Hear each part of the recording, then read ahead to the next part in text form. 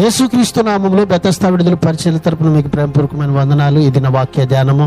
రాజునకు దీర్ఘాయువు కలుగ చేయుదువుగాక, అతని సంవత్సరములు తరతరములు గడుచునుగాక. కీర్తనల గ్రంథం 61వ అధ్యాయం 6వ వచనం.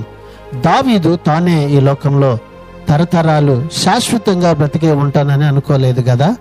ఈ మాటలు దేవునితో పరలోకంలో శాశ్వత జీవం అనుభవించగలగాలన్న నిశ్చయతను సూచిస్తున్నాయేమో కదా.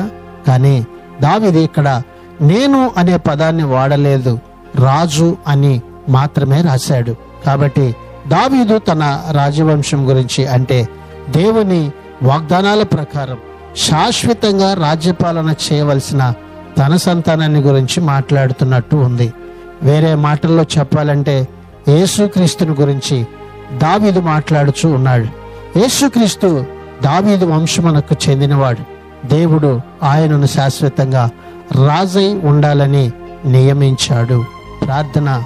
మమ్మల్ని మిక్కిలిగా ప్రేమించిన మా ప్రియ పరలోకపు తండ్రి యేసయ్య, మరొక నూతన దినాన్ని మాకు ఇచ్చినందుకు నీకు వందనాలు, స్తోత్రాలు చెల్లిస్తూ, నీవు రాజులకు రాజువై ప్రభువులకు ప్రభువై శాశ్వత రాజ్యాన్ని స్థాపించి ఏలేటువంటి దేవుడివై ఉన్నందుకు నీకు వందనాలు చెల్లిస్తూ, మేము కూడా ప్రభువా నీ నిత్య రాజ్యానికి వారసులు మగునట్లుగా ఈ దినాన మమ్మల్ని జ్ఞాపకం చేసుకొని బలపరచమని యేసు పరిశుద్ధ నామంలో ప్రార్థించి అడిగి వేడుకుంటున్నాము తండ్రి.